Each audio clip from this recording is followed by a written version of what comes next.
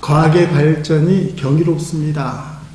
요새 카톡이나 페이스북 거기 프로필을 그렇게 열심히 보는 줄 몰랐어요. 프로필 사진이 바뀌었다고 전화 주시는 분이 있으세요. 그 사진이 뭐예요? 하고 궁금하시면 제 프로필 사진 보시면 됩니다. 그 프로필에 실물 사진을 또는 자연 풍경 사진을 자기가 원하는 사진을 딱 올려놓는데 어느 순간부터인가 요 근래에 컴퓨터 AI로 변경한 아름다운 그림으로 다 바꿔놨어요. 여기 앉아있는 분들 중에서도 싹 다 바꿔놓으신 분들이 있는지 모르겠습니다. 몇 년 전부터는 죽은 사람들을 살아있는 것처럼 표현하는 그런 기술들이 선보이고 있습니다. 특히 가수들이 텔레비전에 많이 나오는데 홀로그램을 이용해서 무대에 가수의 영상이 나오고 그 가수가 살아있는 것처럼 막 노래를 부르는 장면, 이게 이제 논란이 되기도 하지만 사람들에게 많은 감동을 주죠. 뭐 신해철 가수, 이런 분들, 김광석, 그리고 유명한 사람들 하게 되고, 또 개별적으로는 VR, 가상현실이라는 이 망원경같이 귀까지 덮는 걸 쓰고 죽은 가족들을 만나게 하는 프로그램들, 그런 것들이 점점 현실화되고 점점 더 개발되고 있습니다. 과학이 어디까지 발전될지는 모르겠지만 성경은 우리에게 분명한 가르침을 줍니다. 한 번 죽은 영혼은 다시 세상에 올 수 없다. 그리고 천국에 간 그 영혼은 이 땅에 돌아가고 싶은 마음이 한 개도 없어요. 돌아갈 수 있을지라도 난 안 가. 그렇게 외칠 겁니다. 천국에서 이 땅에 돌아올 방법도 없고 돌아올 마음도 없는 것입니다. 지난 주간에 우리 교회에서 장례식이 있었습니다. 유족들이 참석하셨는데 우리 집사님 시댁 독일에서 시누이 되시는 장로님 부부도 참석을 하셨는데 95세 된 어르신이 병환 끝에 소천하셨으니까 그 자녀들, 유족들 마음이 얼마나 아프겠어요. 마음이 너무나 아파서 우리 아버지 집사님 슬픔이 가득할 텐데 본인 돌아가신 아버지는 천국에 들어가면 별로 슬프지 않아요.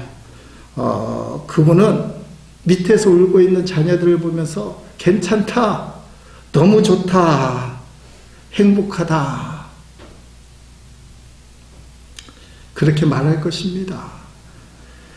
정말 천국이 있네, 살아생전에 예수 믿은 게 정말 잘했네, 너무너무 감사하네, 자기도 모르게 이런 탄성과 같은 고백이 막 울려 퍼지면서 그게 찬양이 되는 거예요. 주를 찬양합니다. 주를 찬양합니다. 천국은 너무 좋아서 이 땅에 돌아올 마음이 없습니다. 그러니까 천국 먼저 간 가족들이 안 돌아오는 것은 너무 당연하다. 요 근래에 흘러가는 흐름을 좀 살펴보려고 하는데 영화 포스터를 하나 보겠습니다. 글자가 보이는지 모르겠는데 제일 위에 기생충 봉준호 감독 작품, 가운데 노란 글자로 오늘도 죽으러 갑니다, 인류를 위해. 그 다음에 미키 17, 이건 영화 제목이고, 그 다음에 그 미키 17 위에 로버트 패티슨 주연 배우 이름입니다. 제일 밑에 보면 2월 28일 대개봉. 길게 설명했는데 그 유명한 봉준호 감독이 2월 28일 날 개봉한 미키 17이라는 영화입니다. 세계적인 찬사와 기대를 갖고 개봉을 했는데 생각보다 흥행이 안 된 그런 작품입니다. 내용이 이렇습니다. 미키가 주인공인데 마카론 장사하다가 쫄딱 망해서 빚이 엄청나게 생겼습니다. 근데 사채업자가 악덕이라 안 갚으면 사람을 쪼개서 죽이는 사람이에요. 너무 무서워서 미키가 우주로 도망칠 생각을 합니다. 우주로 도망치려고 할 때 그때 마침 얼음 행성 개척단, 얼음 행성을 가서 개척하는 그 팀을 모집한다는 거예요. 돈도 없지, 기술도 없지, 백도 없지. 그래서 그 팀에 들어가려고 누구를 구하냐 했더니 익스펜더블이라는 직책을 구한다는 거예요. 그래서 미키가 생각지도 않고 익스펜더블 오케이 하고는 사인을 하고 그 개척단에 쑥 들어가게 된 겁니다. 근데 익스펜더블이 뭐냐? 그 뜻이 소모품이에요. 소모품. 소모품이란 뜻이 뭐냐면 익스펜더블, 이 사람 맡은 사람이 아주 위험한 일, 목숨을 거는 일들을 수행하다가 죽게 되면 그 사람을 복제해서 다시 태어나게 만들고 또 일을 시키는 거예요. 또 죽게 되면 똑같이 그 사람을 복제해서 다시 일을 시키는 거예요. 그래서 미키 17이 무슨 뜻이냐? 미키가 죽어서 17번째 미키가 17번째다. 죽은 사람을 다시 복제하는 것에 대한 윤리적이고 종교적인 갈등 때문에 영화 설정이 그래요. 지구에서는 이 프로그램을 시행할 수 없다. 얼음 행성 개척단 중에서도 오직 미키에게만 적용되는 것으로 룰을 설정하고 있습니다. 오직 미키만 허용하는 거예요. 인간을 소모품으로 보는 현대사회에 대한 봉준호 감독의 풍자가 들어있습니다. 봉준호 감독의 영화가 그런 특징들이 있어요. 사회의 아픔, 부조리 이런 것들에 대한 풍자가 들어있는데 미키가 소모품이기 때문에 이름 그대로 사람들이 미키가 죽는다고 해도 놀랄 것 같아요? 놀라지 않을 것 같아요? 한 개도 놀라지 않아요. 너 다시 태어날 거잖아. 인간임에도 불구하고 인간 취급을 받지 못하는 미키에 대한 이야기. 그래서 미키의 죽음을 죽음이라고 표현하지 않습니다. 삭제, 제거. 미키가 죽으면 삭제되었다, 제거되었다. 그리고 미키가 복제돼서 다시 태어나면 탄생이라는 단어 쓰지 않고 프린트. 여러분이 알고 있는 프린트에서 종이가 프린트되고 좀 더 많이 하는 사람은 3D 프린트에서 이런 구체적인 것들이 튀어나옵니다. 똑같이 미키가 프린트에서 쭉쭉쭉쭉 해서 복제돼서 나온다. 그래서 탄생을 프린트라고 이야기합니다. 목사가 그 영화를 보고 평가한다면 저는 이렇게 평가합니다. 인간의 필요에 의한 생명 복제는 절대로 안 된다.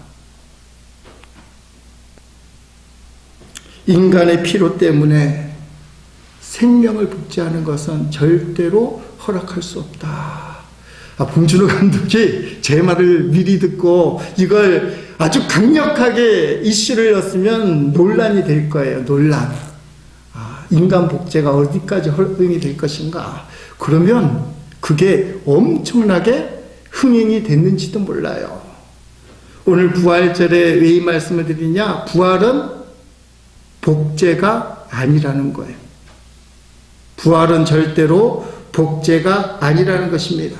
자, 복제라는 게 뭐예요? 죽었던 몸이지만 그 전에 살아있던 몸을 그대로 어쨌든지 간에 만든다는 거예요. 프린트를 해서 입력을 해서 만든 다음에, 그리고 그 사람의 평생 살아생전의 그 기억을 그 육체 속에다가 집어넣는 거예요. 그러면 그 복제된 인간은 그 전 사람 미키하고 똑같다. 미키 1번, 미키 17번까지 미키는 다 똑같다. 근데 진짜 똑같을까? 과학적으로는 진짜 똑같을까?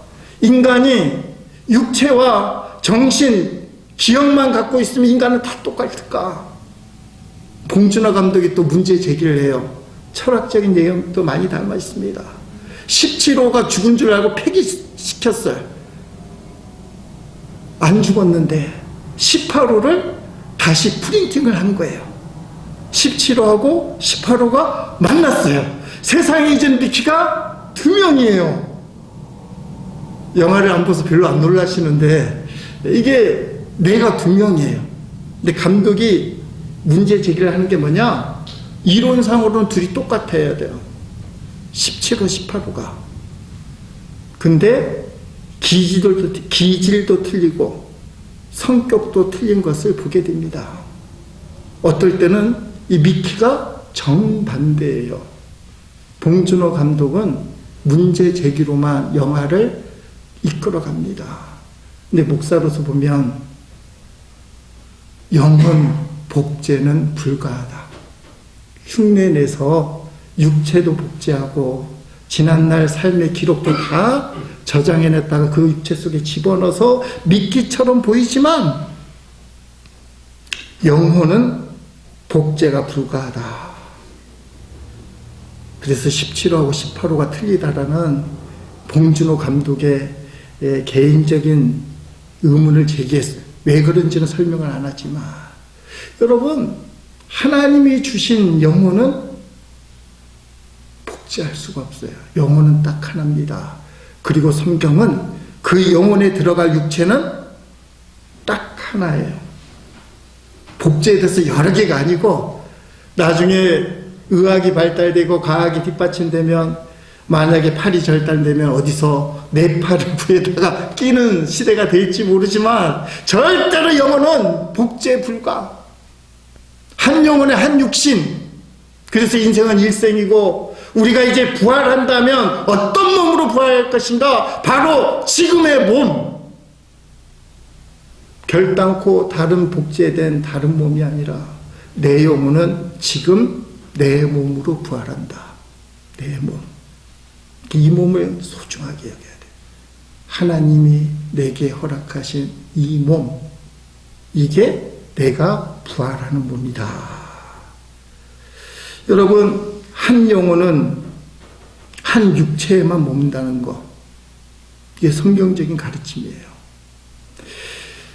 부활절날 짧은 설교 한 편으로 그 부활의 놀라운 신비, 기독교는 신비 아니에요. 예수님의 동정녀 탄생, 십자가에서 죄가 없으신 예수님이 어떻게 나의 모든 죄를 대속해서 죽으셨는가. 부활, 더 나아가면 승천, 그리고 하나님 보좌 우편에 계신 예수님, 그 예수님이 다시 오시는 재림, 그 어느 것 하나조차 머리로 이해할 수 있는 내용이 없어요.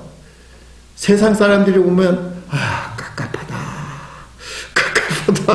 저걸 어떻게 믿노? 여러분, 올해는 부활절 설교를 대략적으로 부활적인 역사적 사실, 부활의 소망 이렇게 끝이 나지만 올해는 나는 어떻게 부활할 것인가? 따라합시다. 나는 어떻게 부활할 것인가? 이 부분에 대해서 나누려고 합니다.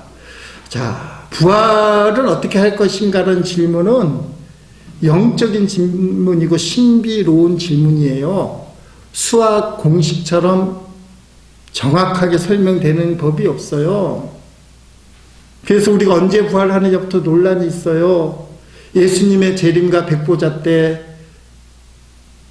가만히 있다가 그날 부활한다 라는 주장도 있어요.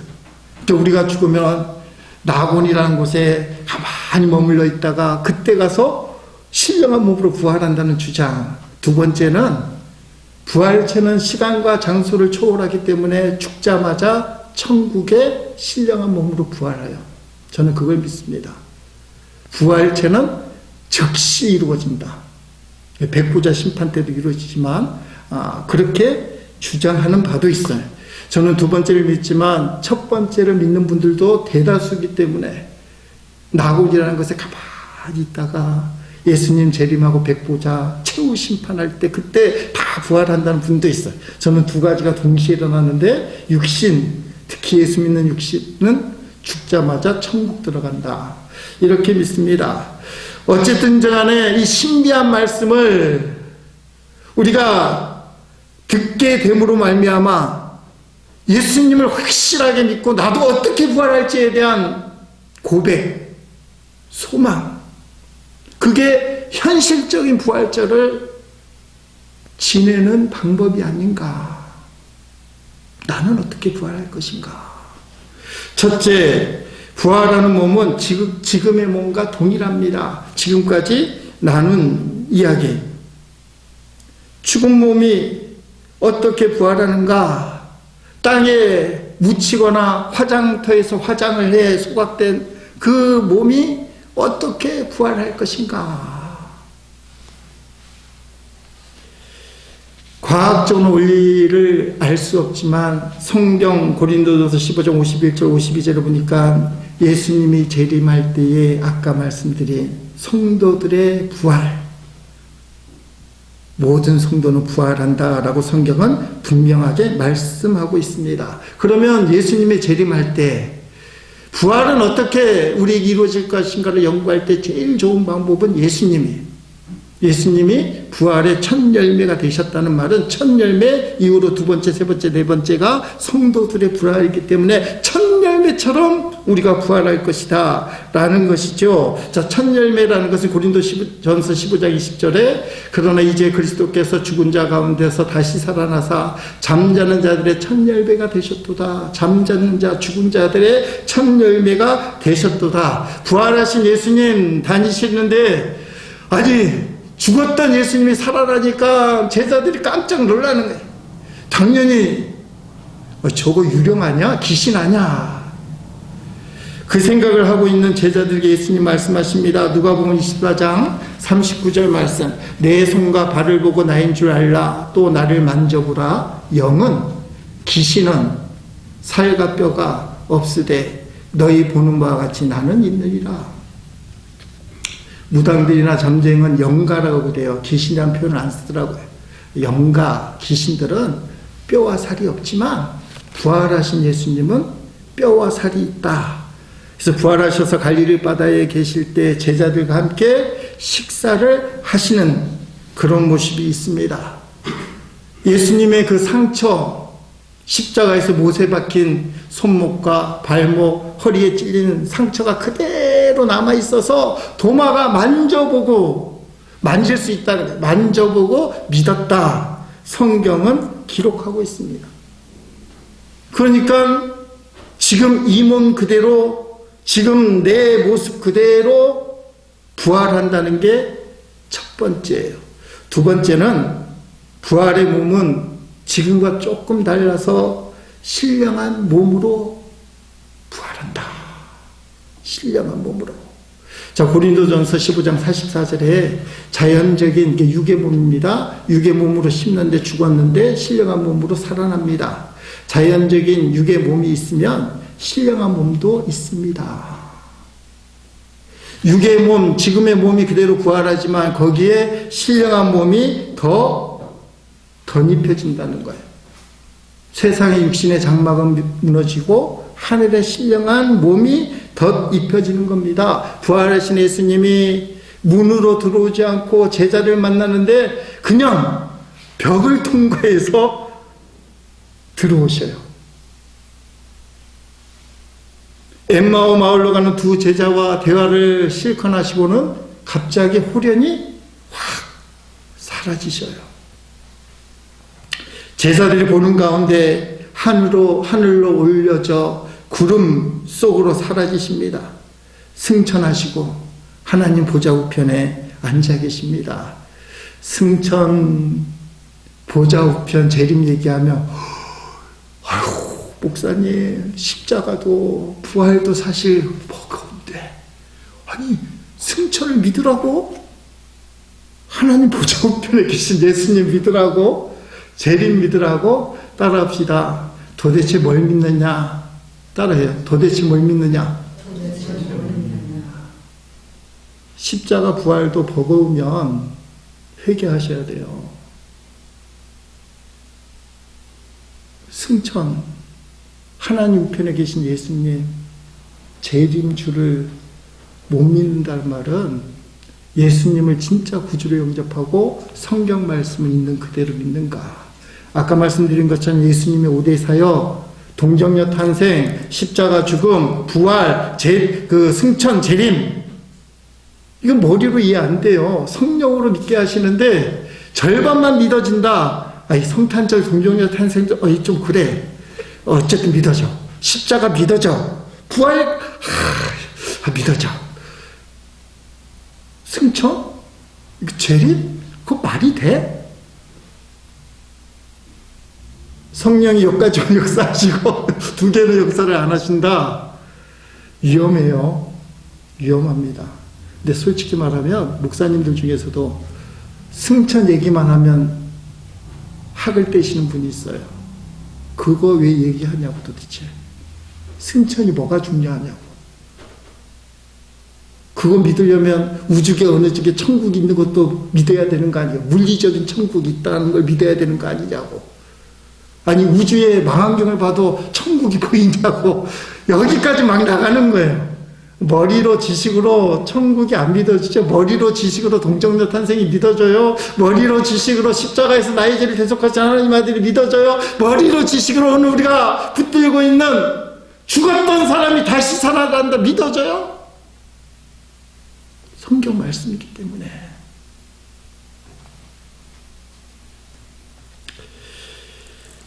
신령한 몸으로 부활합니다. 그것을 신령한 부활체라는 단어를 써요. 지금 몸 그대로 부활하지만 거기에 신령한 몸이 덧입혀진다는 것입니다. 어떤 사람은 그게 도대체 어떤 몸이냐? 신령한 몸이 덧입혀지면 다시 죽지 않습니다. 더 이상 아프지 않습니다. 약한 육신이 아니라 강한 육신이고 가장 아름다운 육신이다 라고 말씀드릴 수 있습니다. 아니 지금 목사님 말씀대로 내 모습 중에 한 모습이 신령한 몸으로 부활할 텐데 내 모습으로 부활한다면 내가 살아오면서 나이대마다 몸이 다 틀리잖아요. 나이대마다 어렸을 때 10대 청년 나이 드신 분은 쪼글쪼글해진 이 피부를 가진 이 노년의 몸, 혹시 내가 제일 힘들 때 병들 때 죄송하지만 선천적으로 장애를 가진 분들은 그럼 이 장애 그대로 내가 부활한단 말이냐. 일단은 천국에는 우리가 생각하는 가치관하고 기준이 완전히 틀려요. 아름답고 아름답지 않다는 가치관이 틀려요. 그래서 쭈글쭈글하든 활짝 핀 20대든 상관이 없을 거예요. 그래도 마음이 안 놓는 사람은 이렇게 생각하면 됩니다. 가장 건강하고 아름다운 모습으로 부활한다. 그게 정답이에요. 가장 건강하고 아름다운 모습으로 천국에서 부활한다.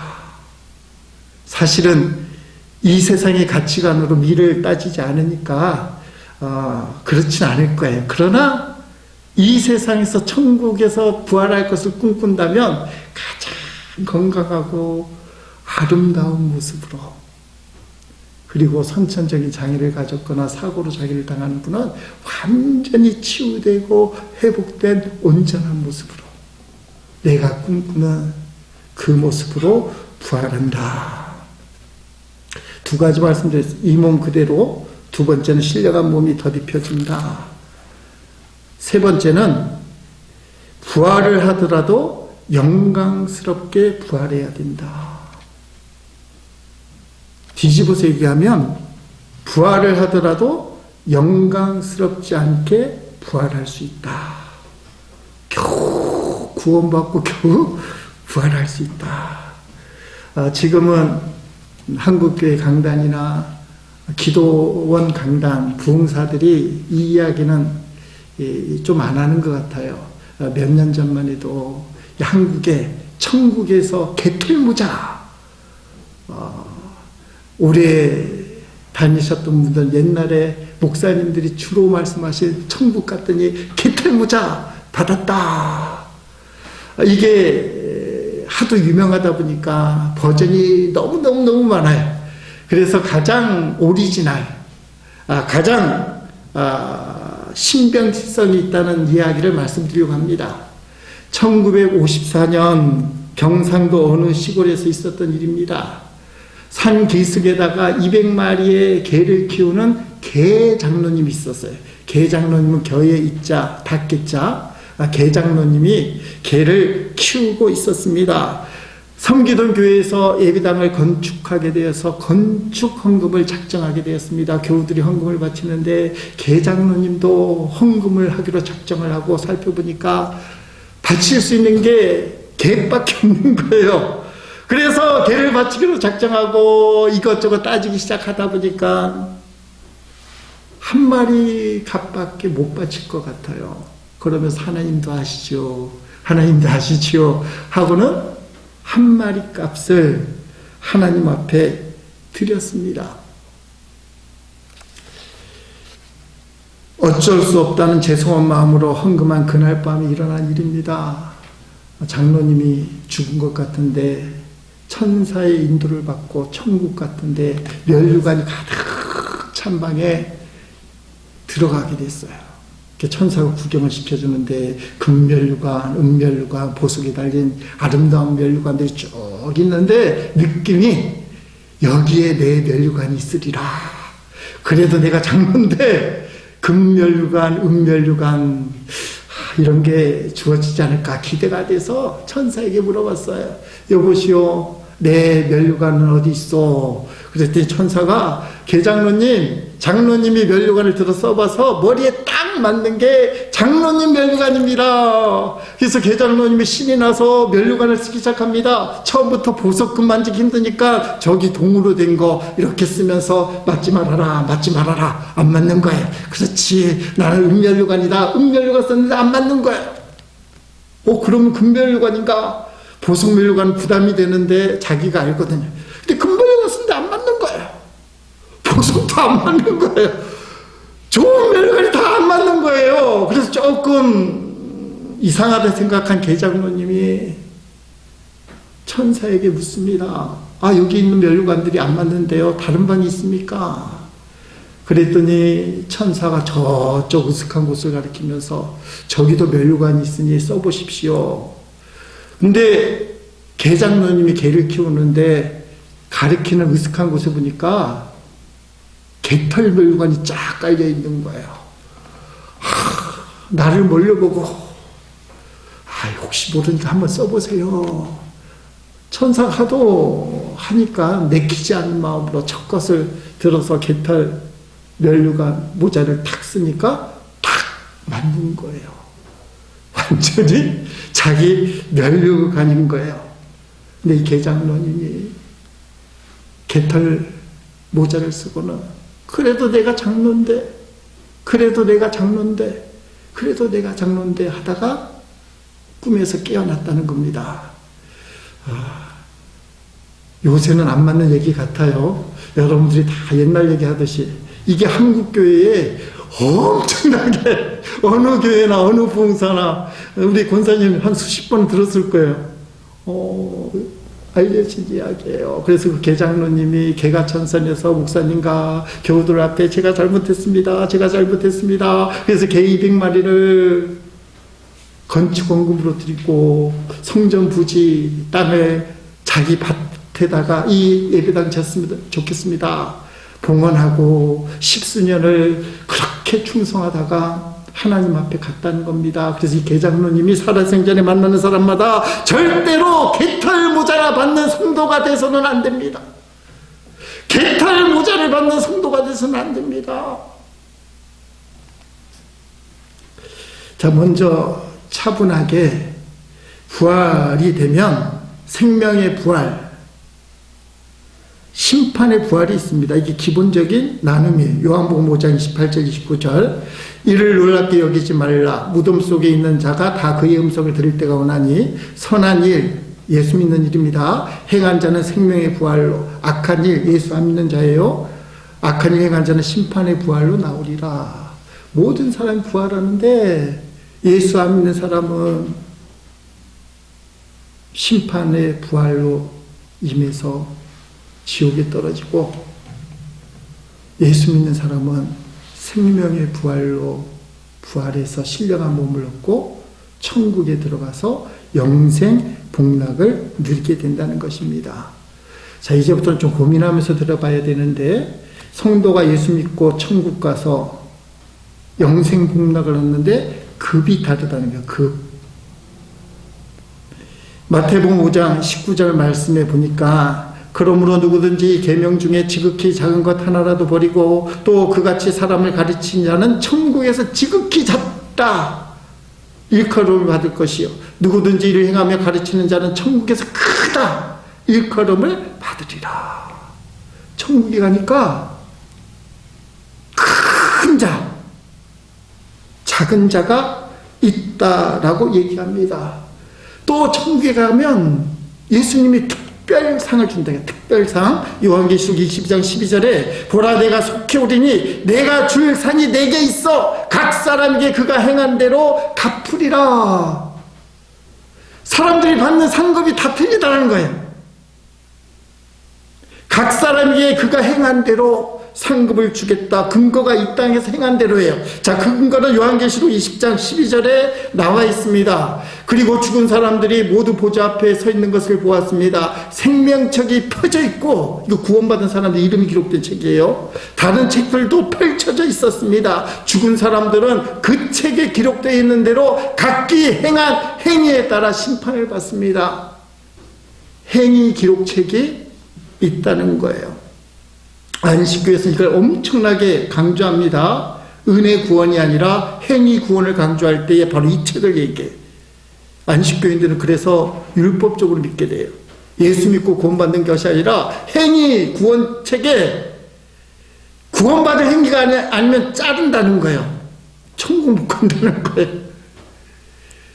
그러니까 안식교들은 그래서 율법적으로 믿게 돼요.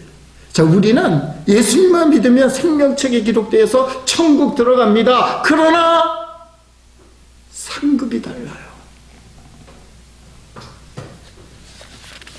아, 목사님, 천국 가서도 더 큰 상을 받겠다는 거 상당히 비윤리적 아닙니까? 천국에서도 욕망덩어리로 산다고요?